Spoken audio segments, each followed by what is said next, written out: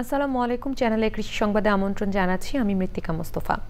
এখনকার সংবাদ আয়োজন একই সঙ্গে চ্যানেলের ইউটিউব চ্যানেলে এবং চ্যানেলের ওটিটি প্ল্যাটফর্ম আইস্ক্রিনে লাইভ স্ট্রিম হচ্ছে। যাচ্ছে বিস্তারিত প্রসঙ্গে। টাঙ্গাইলে ক্ষুদ্র ও প্রান্তিক কৃষকদের বিনামূল্যে বীজ ও সার দেওয়া হয়েছে। উপজেলা প্রশাসন ও কৃষি সম্প্রসারণ অধিদপ্তরের এই আয়োজনে অংশ নেন স্থানীয় সংসদ সদস্য সানোয়ার হোসেন। সরকারি প্রণোদনা কর্মসূচির আওতায় জেলার 1000 কৃষকের প্রত্যেককে 5 কেজি রোপা আমন ধান বীজ, 10 কেজি ডিএপি সার ও 10 কেজি এমওপি সার দেওয়া হয়।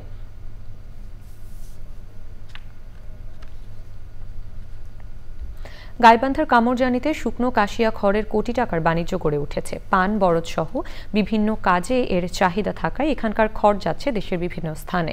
কাশবনের চরে প্রাকৃতিকভাবে জন্মানো কাশিয়া খড় উৎপাদনে কোনো খরচ না হয় আর্থিকভাবেও লাভবান হচ্ছেন চরবাসী। গাইবান্ধা থেকে ফারুক হোসেনের পাঠানো তথ্য ভিডিও চিত্র নিয়ে সুদীপ্তা মাহমুদের রিপোর্ট। গাইবান্ধায় ছোট বড় মিলে 165টি চর রয়েছে।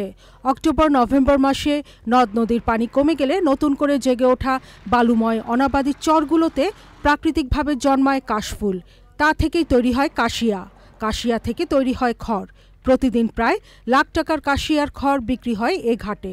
5,000, 6,000, 7,000, 8,000 টাকা এর খরচ নাই। যেখানে বিক্রি হয় এখান থেকে ফিরে আর একজনে নিয়ে যায়। প্রতিদিন 20টা, 25টা, 30টা, 50টা গাড়ি বলতে যায়। খুবই হয়নি 25 বছরে মানে আসে এদিন দিন হলে আসে এই ব্যাপারে আসে এখান থেকে কাশিয়া এখান থেকে সব নিয়ে যায়। শুধু গাইবান্ধার চর নয়, আশপাশের জেলার চরাঞ্চল থেকে নৌকায় করে শুকনো খড় এনে বিক্রি করেন চরবাসী। শতকরা হিসেবে প্রতি আটি খড় 8 থেকে 12 টাকায় বিক্রি হয়ে থাকে। শুক্রবার সোমবার হাট হয়, ওই দিনে আমদানি একটু বেশি হয়। তাছাড়াও এগুলো অনেক দূর দূরান্ত চর থেকে আসে, বালুচর থেকে। হাজার হিসেবে কিনি, হাজার হিসেবে বিক্রি করি। এগুলো কিনি 7,000 করে, বেশি 8,000। ভালো হলে একটু ভালো দাম, কম হলে কম দাম। প্রতি বছর গাইবান্ধার চরে বিপুল পরিমাণ জমিতে কাশিয়া জন্মায়। বছরে প্রায় কোটি টাকার কাশিয়া বিক্রি হচ্ছে এ অঞ্চল থেকে।